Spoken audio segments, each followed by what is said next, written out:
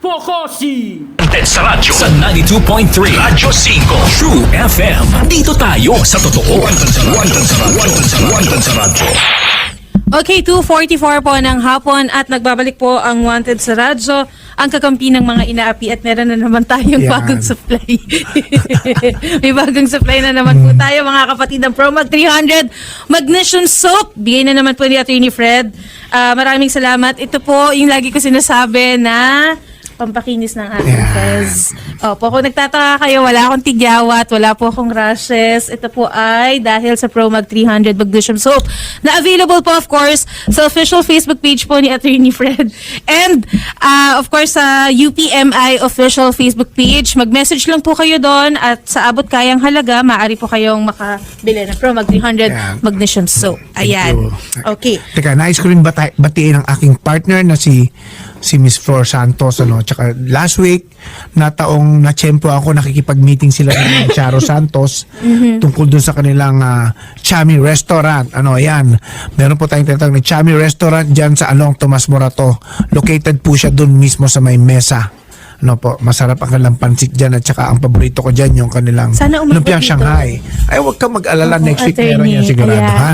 Okay. Shanghai. Okay, 2:45 ng hapon, nasa studio po natin. Naku, madami sila. Ilan po kayo? 56.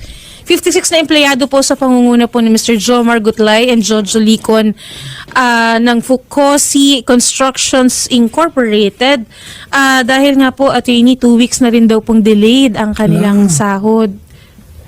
3 weeks. Okay, sorry. 3 weeks na daw pong delayed ang kanilang sahod. At meron pong video. Okay?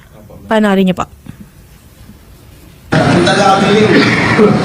Hanapin ko yan, mamaya kami yung sama ko. Problema, wala akong pera. So this why, this afternoon, I want to talk to you. Chinese po ito, sir. I promise, the salary will I promise the salary will pay at not not today, not tomorrow. Trabaho kayo. Oh, ayun. Magtrabaho kayo pero wala mo ng bayan. Bali ma'am, may site kahapon na pinasahod sila. Pero hindi po galing dyan mismo sa kampina namin. Parang sinalo kami ng Gencon. Nung building na... General contractor. Apo. Yun So, ang yung nagpasahod. Pukusi, construction, Hindi yun ang- subcontractor Opo, siya. opo. Okay, sige. Pero yung site lang po, bali yung sa akin po, yung sa pinanggalingan kong site, yun po ang pinasahod. Yung itong pong ibang kasamahan ko dito, galing kami sa iba-ibang site. Hindi po sila pinasahod hanggang ngayon. Wala pa po. Wala pong balita kung kailan sila pasasahurin. Anong klaseng construction company ito? Vertical? Ibig sabihin, mga buildings na tinatayo, o kalsada, o ano? Mga building po, sa mga glass, ano po kami. Anong Wall specific curtain. na trabaho? Sa mga glass po kami. Yung... Pasads po kami, sir, pasads. pasads. So, yung mga salamin, yung, Opo, yun yung po. aluminum, ganon. Yes po. Kayo nag-install nun. Opo. Okay, etong Fukusi Construction, ano ba to? Bakit ang nakita ko parang Chinese foreigner? Chinese po. Yung nagsasalita, ano siya? Chinese. Chinese po. Anong connection niya doon sa Fukusi Construction Corporation? Ang pagkakalam po namin, siya yung CEO Owner yata. po, owner. Ha? Owner po ng CEO nung ano. ng CEO. Etong Fukusi Construction Corporation, ano siya? Foreign company siya? Wala po kaming... Anong pagkaalam nyo? Pero wala namin kayo dito- nakikita mga Pilipinong opisyales ng Fukusi Construction? Meron po, meron. Okay, pero yung nagsasalita na yon, sino siya? Yung nagsasalita po na yun, yun ang pagkakalam namin CEO po. Tapos yung isa yung nagtatranslate sa amin, yung safety po namin. Okay, alam mo, kasi ang ano dito, ang isang pinagtataka ko, bakit foreigner yung nagsasalita sa iyo, no? At pangalawa, ano ba itong Fukusi Construction Corporation? Ano yung mga, sinabi mo iba-ibang site? Opo. So, iba-iba kayong site. Opo. Pero iba-iba ang principal, minsan may iba-ibang project, iba-iba may-ari ng mga project na tinatayo ninyo. Iisa lang po. Isa lang, sino? Yung po yun si Simon Han. O nga, pero yung 'di ba may ginagawa kay mga buildings Opo. kanyo? Sino yung mga may-ari ng may- ginagawa yung buildings? Iba-iba pong may-ari. Iba-iba ang may-ari, okay? Gaano katagal na itong Fukusi Construction Corporation sa pagkalam nyo? Matagal na siya? Nasa 10 taon na po. Sa 10 taon na. Kayo ba pare-parehong Walo. ang 8 years po. pare-pareho 8 years. bang tagal nyo sa kumpanyang yan? Hindi. Ah, Iba-iba rin po, rin. iba-iba. Okay, sino ang pinakamatagal na dyan? Bakit ilang taon ka na? Since nag-start po ako 2017. 2017. Oo. Pero sabi mo 8 years na yung kumpanya. Okay. Doon sa tagal ninyo na dyan, ngayon lang ba nangyari itong hindi kayo nasusweldohan? Hindi po. Minsan din po delay. O pero bakit ngayon umaangal na kayo kung dati nadidelay naman talaga? Nung una din po, nadidelay lang po ng mga 2 days. Ngayon sobra na po kasi Eh, ba't ngayon? Gaano katagal na yung delay? 3 weeks. 3 weeks po. 3 weeks? 3 weeks na hindi sumasweldo? Lahat kayo? Okay. Okay naman sa minimum wage. Ibig sabihin, compliant naman sa minimum wage yung sweldo nyo. Sa overtime pay, Okay. kompleto ron. Ano? May So, mga ano po, May may mga 30 minutes. meron po kaming mga ano sa sahod na kagaya po nung butal ng sahod hindi na ibibigay. anong butal lang sahod? Ano yung butal Diba, lang sahod? sumahod kami ng 1,560. Ang mabibigay lang sa amin 1,550. Bali yung 10, Yung 10 piso, wala na. wala na. Di namin alam Ilan kung kayo? Ilan kayo empleyado? madami po. Ang pagkakalam ko na sa mahigit 500 kami pataas. Ganun lahat. Hindi na susweldo ang 3 linggo na. Mayroon po na sahuran nga po yung sa isang site lang kahapon. Isang site lang. Apo. Ano ang dahilan? Ba't hindi kayo nasasahuran? Yun nga po yung nasa video. Na? Bali ako po yung unang kausap nun eh. Nasa loob pa po kami ng office. Kausap ako noon ng CEO na yun. Tapos ang pagkakasabi niya, wala nang income yung kumpanya. Kaya po kami nandito, hindi po dahil delay. Ang nirereklamo po namin, parang wala na silang balak pasahurin yung tao. Tapos yung benefit. Okay, may makakausap ba tayo siya dyan sa Dole? O sa construction company? Ringing po tayo. Okay, nasa linya na pala natin si Coke Lin. Cochlin, manager. Fukusi Manager po Construction siya ng Corporation. Fukusi, opo. Sige, sige. Mr. Cochlin? Hello? Hello. Afternoon. Mr. Cochlin? Yes. Hello. Afternoon. Can you speak English, Mr. Cochlin? Ano ba to? Yes, Foreigner I ba? can speak English. Okay, you have a number of employees here. There are around, mga ilan ba kayo ngayon? 56 po. 56 of them here with us. Do you know this radio program of Wanted sa Radyo of Senator Raffy Tulfo? Are you aware of this program? I don't know. Yes, Yes. At any rate, you have employees here who are complaining that you have not been paying them for 3 weeks already. What can you say about this? I don't know. Yes, sir. I have no idea about it. Sino ba to? Kilala niyo ba to? Yes, project manager po yan. Okay. Mr. Cochlin, Yes. is it true that you are the project manager of Fukusi Construction Corporation? Yes, I am. How long have you been the project manager of Fukusi Construction Corporation? Yes. How long?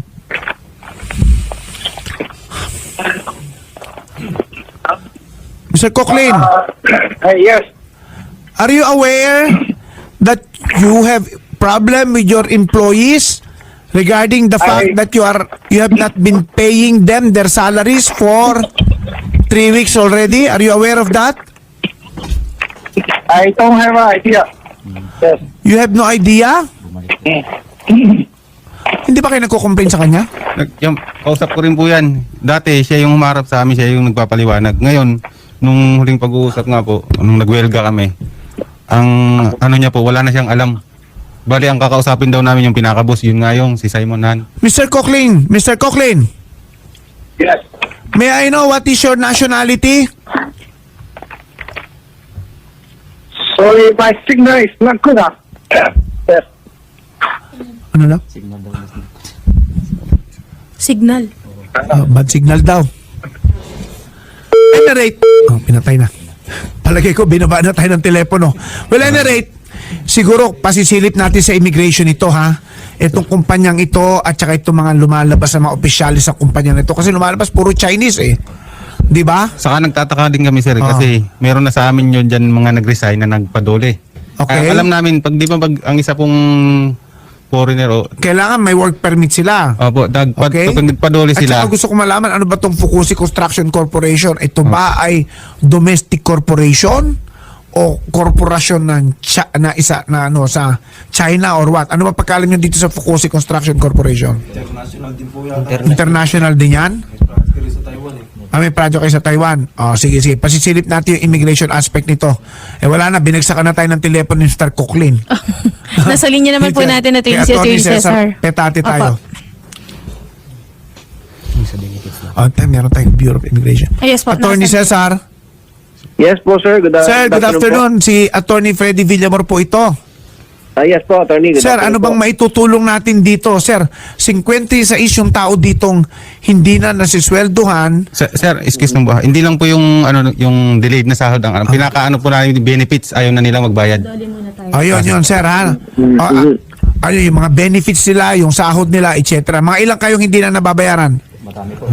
Kami po. Marami Mga po, ilan? marami.